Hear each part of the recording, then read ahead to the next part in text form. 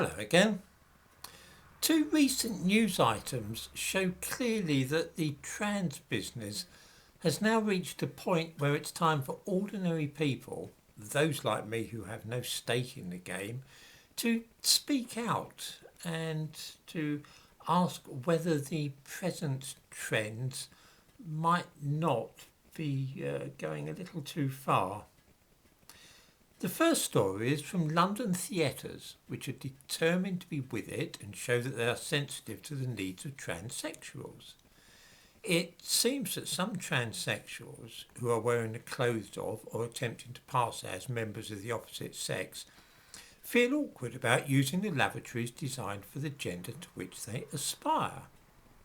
Since we are talking here about a tiny number of people, a small fraction of 1%, most of us would say that they should either just get over it or use the lavatories intended for the gender into which they were born.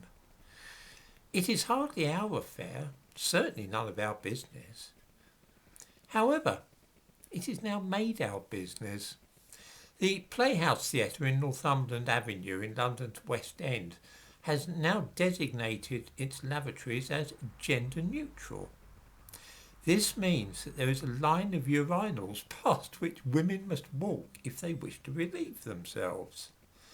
Now, I'm not shy, and it honestly does not bother me if women walk past while I'm having a piss. But, well, obviously some people do mind. Some men don't like it, and an awful lot of women don't want to walk past a bunch of men with their penises out. One sees their point. London's Old Vic Theatre has already adopted such an arrangement, and I saw it at the Barbican recently as well. As I've said before, I don't care who wears what clothes, and still less where they choose to urinate, but an awful lot of women find this new trend for having to walk past men urinating really unpleasant. It is all to cater for the needs of a very small number of people. I give a link to a news item about this in the description to this video, together with another link to the second thing which caught my eye.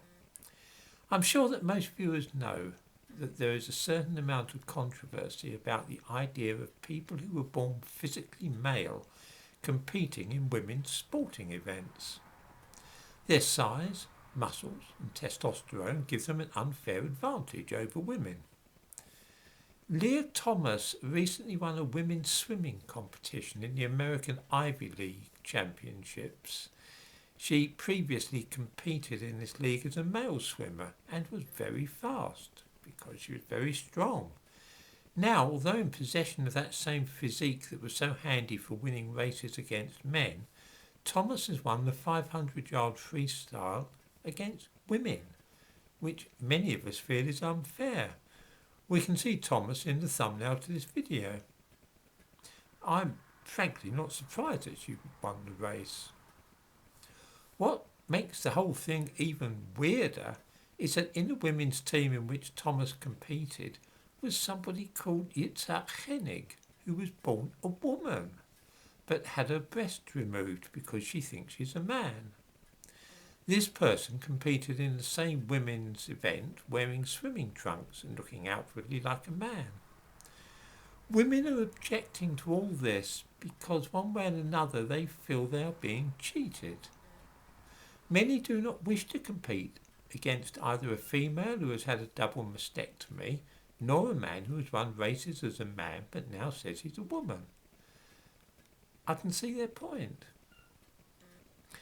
I wonder if it's time that some of this business were reined in a little, and at the very least sports were kept out of it.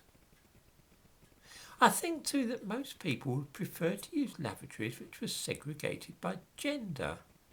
In at least one school in Britain, gender-free lavatories have been installed and girls are refusing to use them. They try not to drink all day so that they will not need to urinate, which has caused one pupil in the school to become ill. It's one thing being indifferent to what people get up to and how they dress, but when their personal interests inconvenience the rest of us, then it becomes our concern as well.